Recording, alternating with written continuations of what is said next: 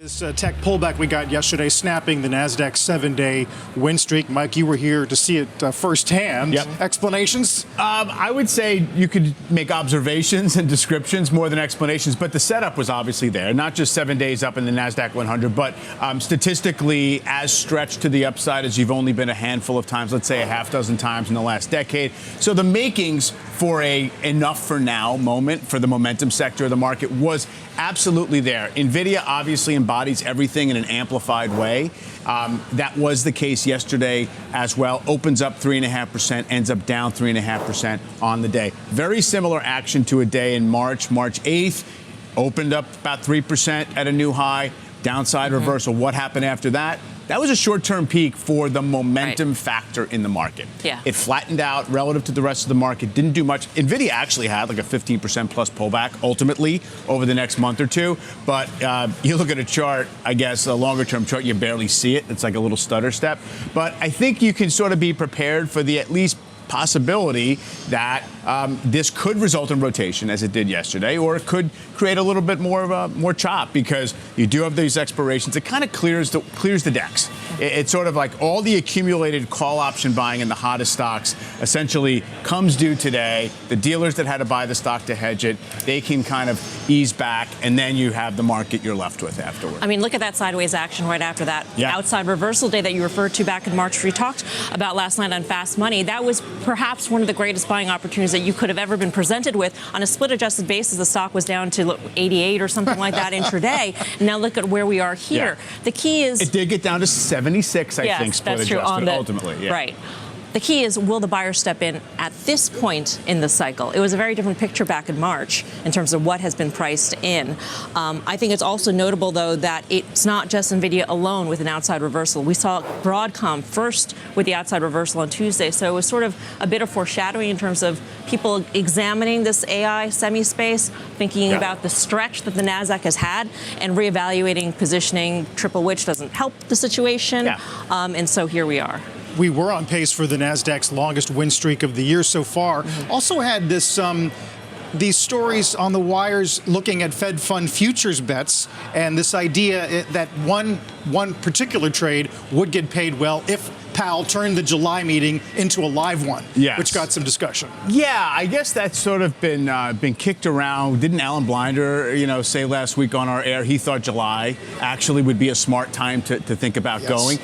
Who knows what has to happen between now and then in the next few weeks? Really, it's 4 to 5 weeks until that meeting for him to have what he needs to either make a cut or at least make that the time when you say next meeting we cut.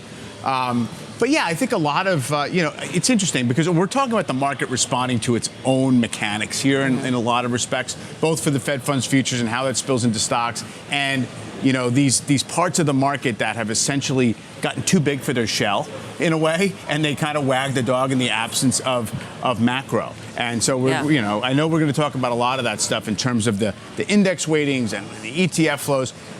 As semi-ETF flows were off the charts for like a couple of weeks before this. So it's not as if you didn't see the makings of some kind of a gut check. Yeah. What was notable within the semi-sector yesterday in terms of a potential rotation within the sector? We did see AMD. We just talked about AMD yesterday as being a huge laggard, really not doing much for the past month and a half or so. We asked Stacey Raskin about that when we had him on yesterday, and he said Broadcom is really the main competitor to NVIDIA at this point. But we did see money going into AMD yesterday on NVIDIA and Broadcom's and just the general malaise in the semiconductor sector. Well, and you also saw energy up a couple of percent. Even with oil prices higher, finally. And in terms of the stuff breaking, Lilly, downside reversal, same moment in the day, Chipotle. So it's the momentum theme that is taking a backseat. And who knows, it could pick up again right now, but this is the mechanics. And we talk about AMD getting a bid or the laggards getting picked up.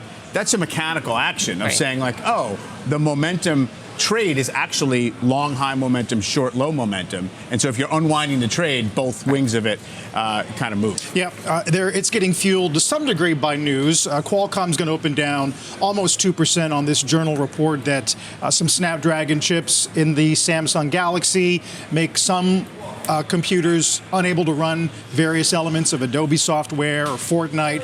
As for the rebalancing here, Mike, and as his history goes, the options expiration today is large, right? It's very big. It's the biggest ever. Yeah. It's the biggest. I mean, basically, when you have record option volumes on a daily basis now, certainly concentrated in the highest weightings in the S&P and in the NASDAQ, that's as much open interest as stays on the books, and then it gets cleared away.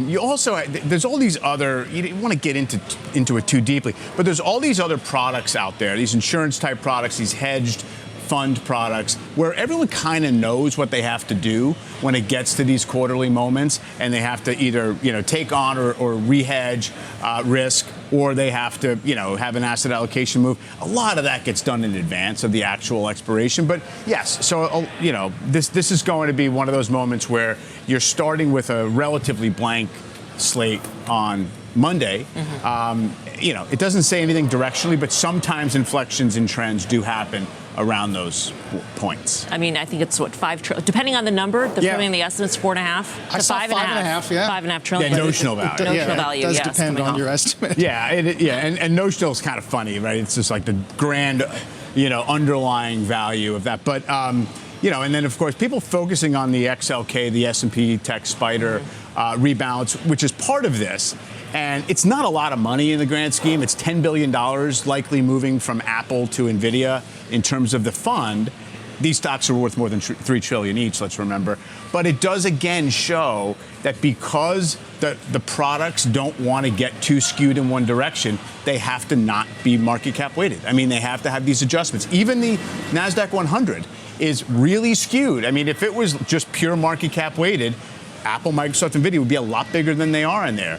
I was just looking at the numbers. Meta is way overrepresented in the NASDAQ 100 and the QQQ because they have to shrink down the ones that are bigger than it. So Microsoft is 1.9 times Meta's market cap weight in the NASDAQ 100. It's 2.6 times actual market cap. So you go down the list, Google's underrepresented.